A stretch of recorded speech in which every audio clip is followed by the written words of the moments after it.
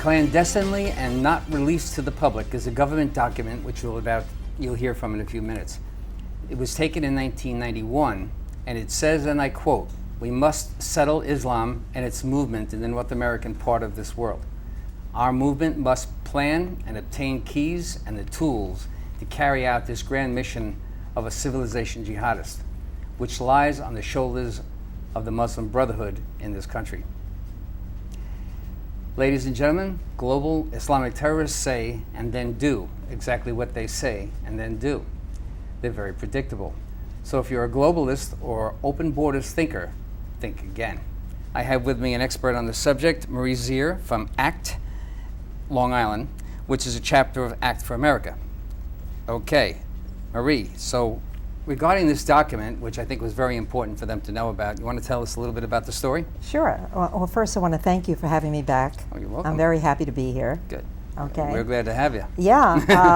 For the people in the audience that don't know about this, I have the document here. It's in Arabic. It was actually sent to me in 2007, which is what alerted me and got me interested in the subject to begin with. I didn't know what to do with it, and it's a government document with a government stamp on it, and it was found accidentally. It was after a woman in a hijab was observing the Chesapeake Bay Bridge and taking photos. Hijab is the garb, right? The hijab, yes, garb, is the okay. scarf. Mm-hmm. And what happened is a transportation officer from Maryland saw her, observed her, and then checked out the husband in the car and found out that he was wanted on a warrant for not appearing in a court in a trial in Chicago. And that led to them getting a warrant to search their home in Annandale, Virginia. And when they did search the home, in the bowels of the basement, in a secret compartment, quite by accident, they discovered thousands and thousands of documents from the Muslim Brotherhood. And it turned out that Ismail el-Barassi, who's the man who owns the home, was the chief archivist for the Muslim Brotherhood, and he was storing the documents. This particular document was a report given to the Muslim Brotherhood. And I'd like to take a minute and read you one or two sentences from it because it'll explain exactly what the purpose is. Go ahead. And it's straight from the document on page 18 of the translated version by the government.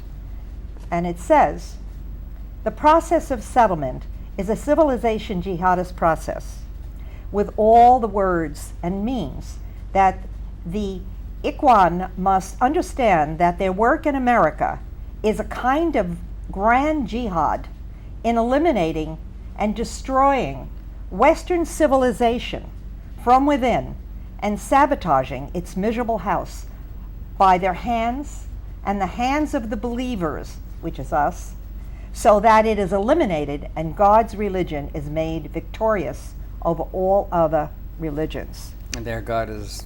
And Allah. Yeah. Right. And this was written by Muhammad Akram in 1991. It originally came about after a meeting in 1982, and then in 1987 the council met. He wrote this up in 1991.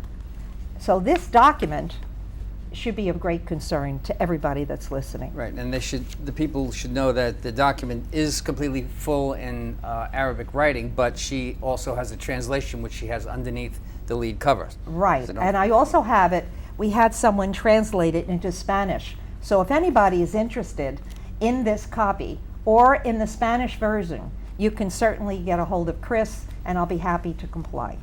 You know, the subject of this program today is what is Sharia law, and that establishes and starts off where I think the Muslim Brotherhood has begun its plan. Now, my question to you is, Sharia law has a lot of lacks of freedom, as we all know. It's not an open society. Right. So what are some of those things? And oh my gosh, there's a it's ton. enormous. It is enormous. Well, first of all, the word Sharia means path to the waterhole, or actually it means path to be followed. So it is a legal system that tells you what you ought to do every single day, in every single thing that you do, from eating to even taking your left foot to go into the bathroom, washing yourself. Everything has a rule. And these... people are under the impression that this Sharia law is an obscure thing, and it's a very real law to them.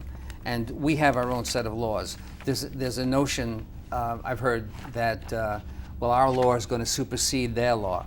Well, I'm not saying it will or won't. I recognize that I think our country is probably, not necessarily definitely, but probably not going to have to deal with this down the road, especially if we deal with it now. So the education is very, very important. But a law is their law. What we're going to hear about in Sharia law is their laws. It's not our law. Right. But the plan by the Muslim Brotherhood is starts with not only this document, but they already implemented the plan. Back in 1961, they came to the United States and formed the Muslim Student Association in 1963. And right now, the Muslim Student Association is threaded throughout all the colleges and all the campuses in at least 650 universities. All right? And that was done in 1963. So they've been working on this plan for 50 years. Do you have any idea? I'm not sure you would know the answer to this question. Do you have any idea what that means? How does it being implemented manifest itself to a student, for instance? Well, it's part of the master plan. They know us very well, and they're working from within. They are threaded throughout our government. They are involved with changing books, the books that our elementary school children read. They're changing history. They're already entrenched in Sharia finance with almost every single bank in the United States. AIG, for instance, is Sharia compliant, and that means that they have to have a council of Muslims, and they make a decision, and part of the money... Overseers of some kind. Overseers. And part of the money is called zakat, Z-A-K-A-T, which is the obligation of every Muslim to give zakat, especially at Ramadan. And that 2.5%, part of that goes toward jihad.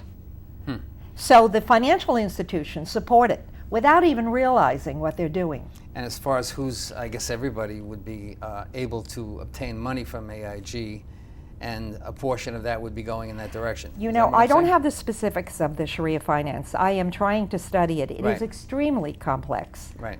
But I recommend you have somebody that knows about Sharia compliance in one of your shows, so they could strictly speak to it. But I do know that zakat is a charity.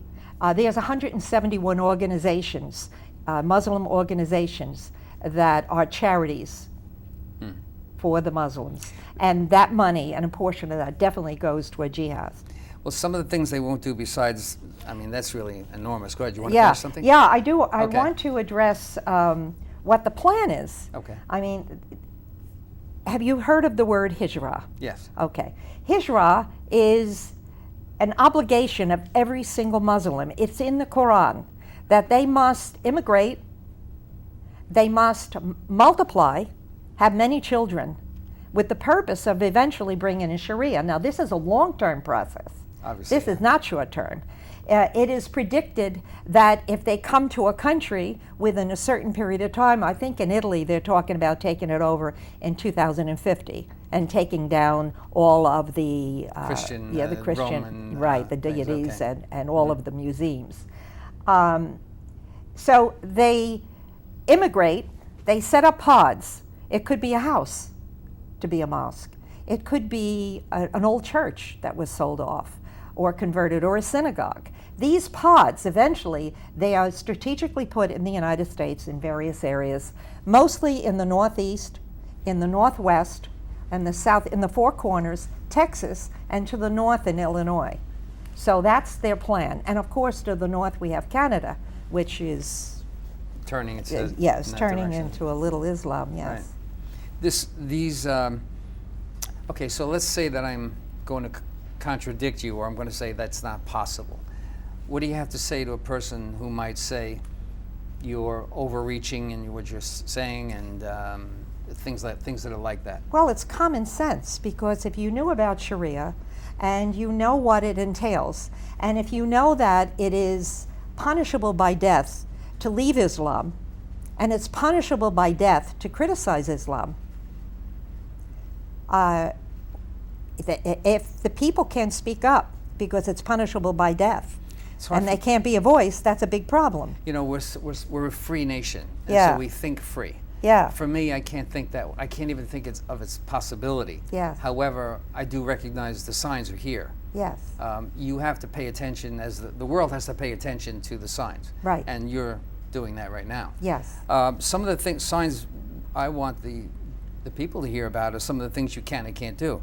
Like, for instance, the free speech issue, or you're not allowed to dance and sing, and nothing that we're familiar with that That's right. make a part of our culture. Well, They'll all be removed. It won't be restrained, they'll be removed. well, You you're can't not do it. allowed, there's no poetry is not allowed, you can't act, you can't sing, you cannot dance. Okay. There are many, many restrictions. No fun whatsoever. No fun whatsoever, that's for sure.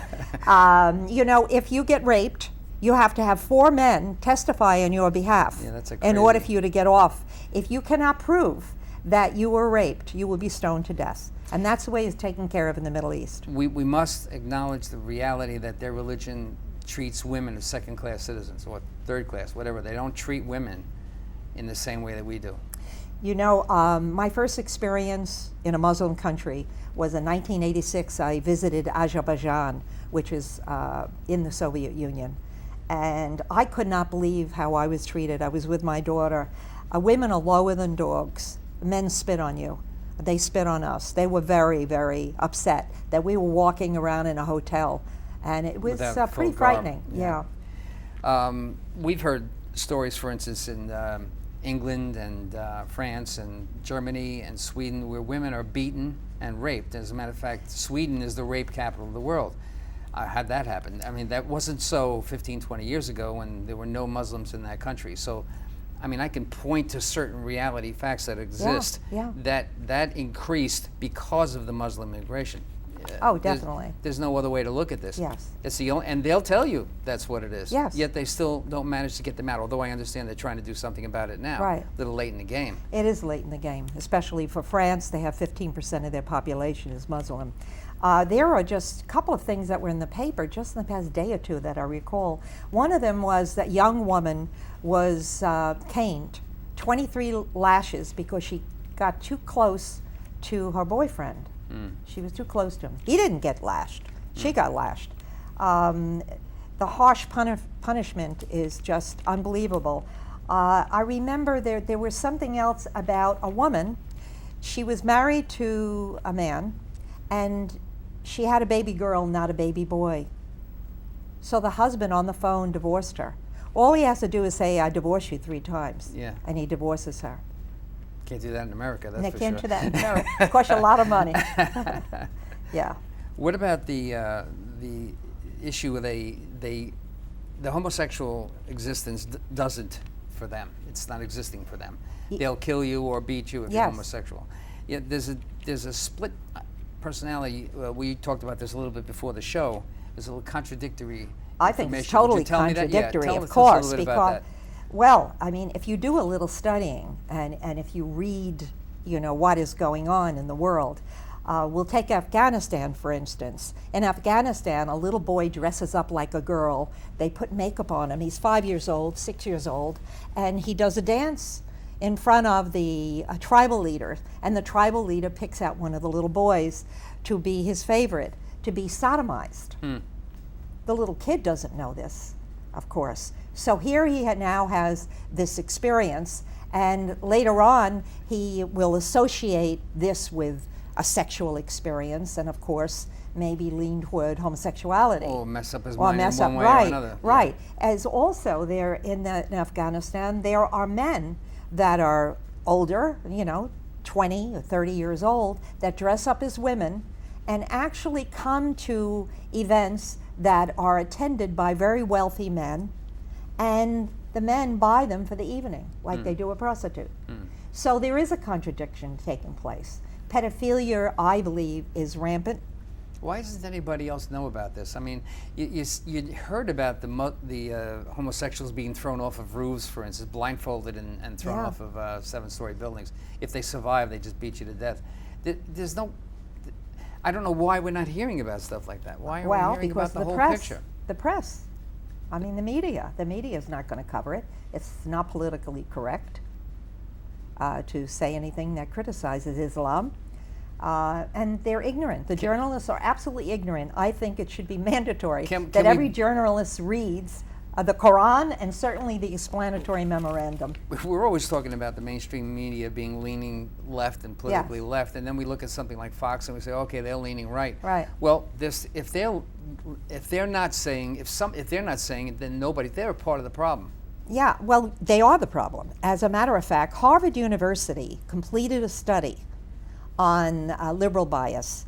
Oh, yeah. And they found out, the study was 93% of all of the media leans left. Right. 90. So how can you get this?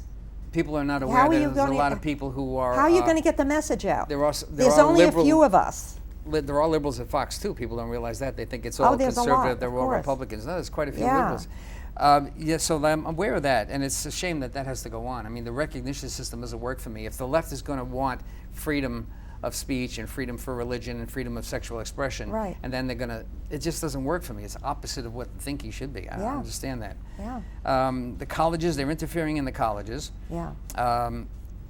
And the critical thinking mass has really gone down at the university level. So Yeah. we can't advance further if we're not going to address reality and treat whatever factual reality we can with the respect it's deserved, such as the subject you're bringing today about Sharia law. Yeah, well, there isn't enough information. I have to thank God I have Facebook as a vehicle to get the message out to the people that I have as friends on my Facebook, because many of the people that I have on my Facebook are really across the world. I've been fortunate enough to connect with people in Israel, South America, even in Asia, in Azerbaijan.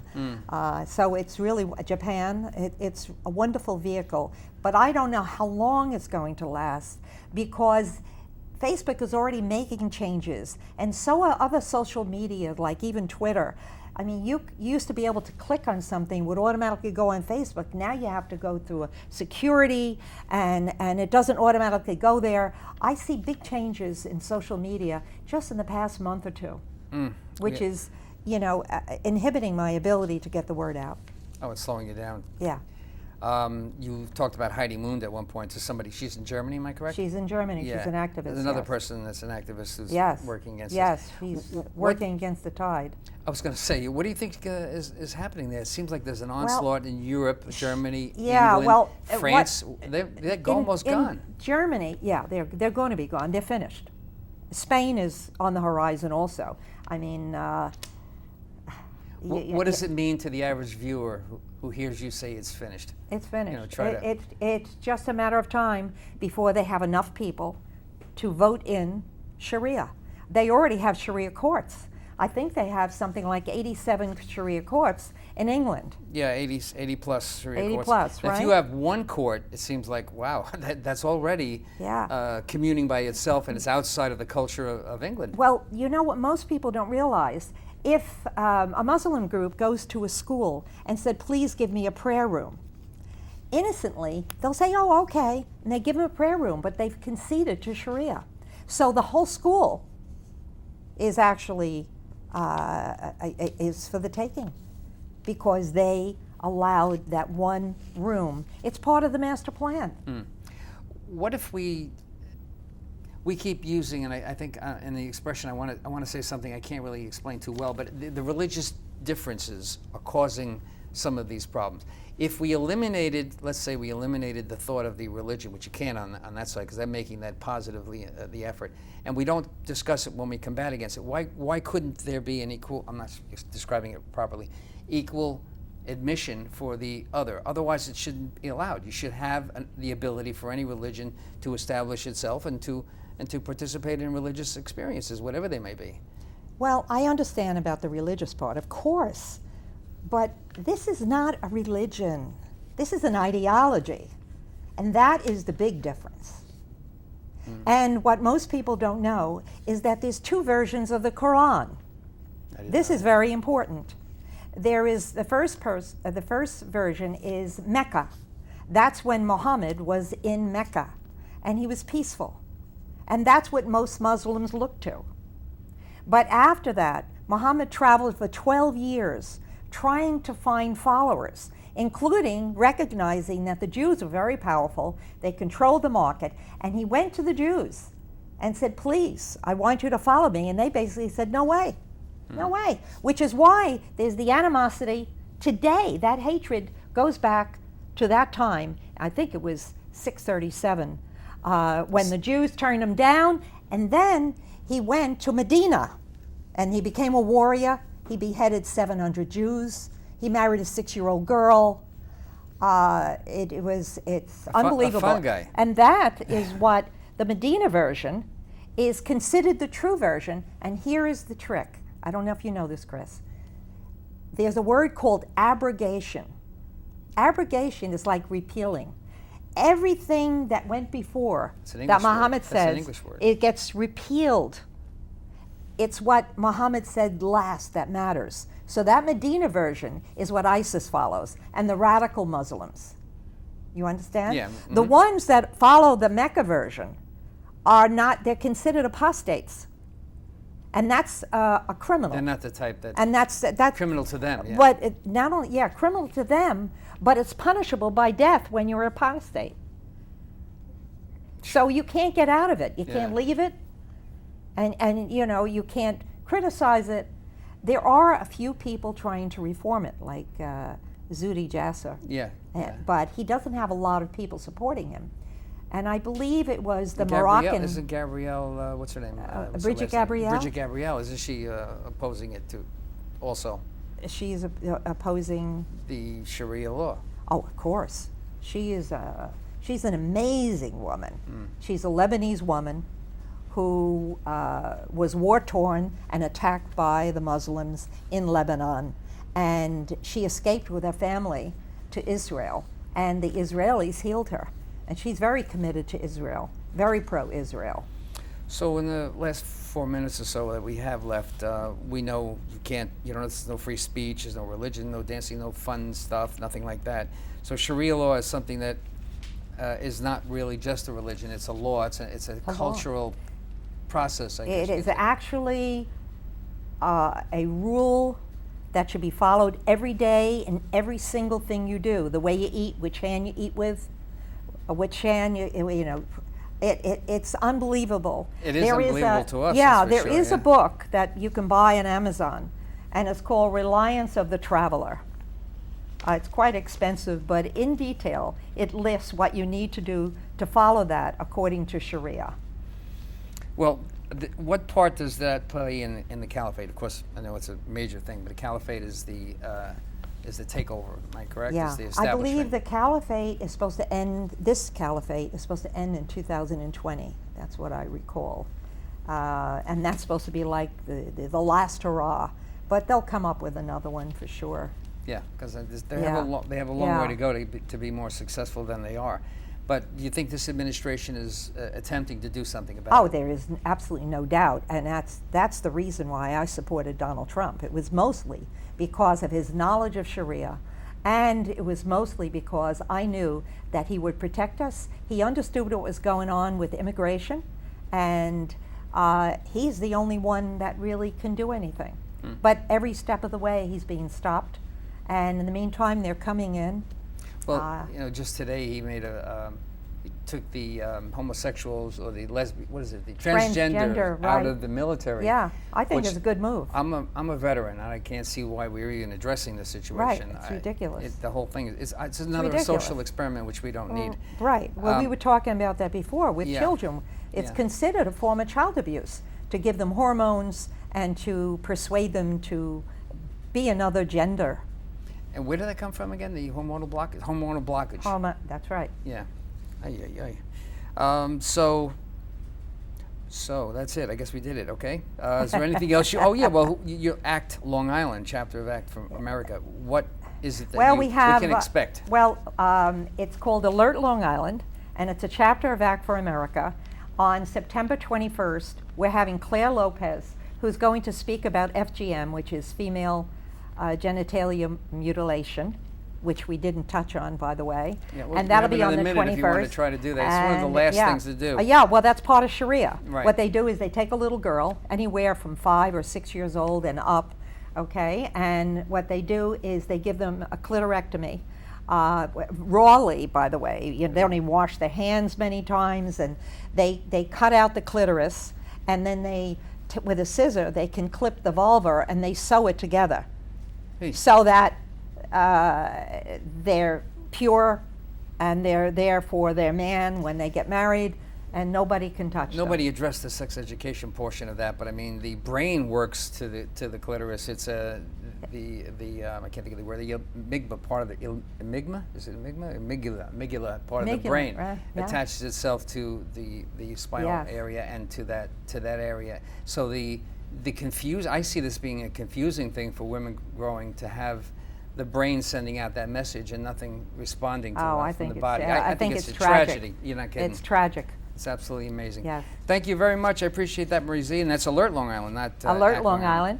Yes, and we have Avi Malamed, who's going to speak on the IDF, and we're going to have Phil Haney, who is the whistleblower for DHS. He'll be here in November, the first week in November. And then And, September 21st, the girls. September 21st, we have Claire Lopez. Claire Lopez. And then we also, oh my gosh, we have so many wonderful people Mm-hmm. that will be speaking at our event. You can look us up on our website, Alert Long Island, and we will let you know what's going on. Okay, we'll get a little page for you at the back end of the show. Thank you very much for participating here with Gray Matters. You've been watching Gray Matters, a program that shines a light on the society that we live in. We keep you in touch with current events, political and hot-button issues of the day, bringing you right into the examination room of your home. We measure the path and distance that got you where you are today. We can all use a dose of perspective, and this is the place to get it. Thank you for watching Gray Matters, and we'll be right back here again next week.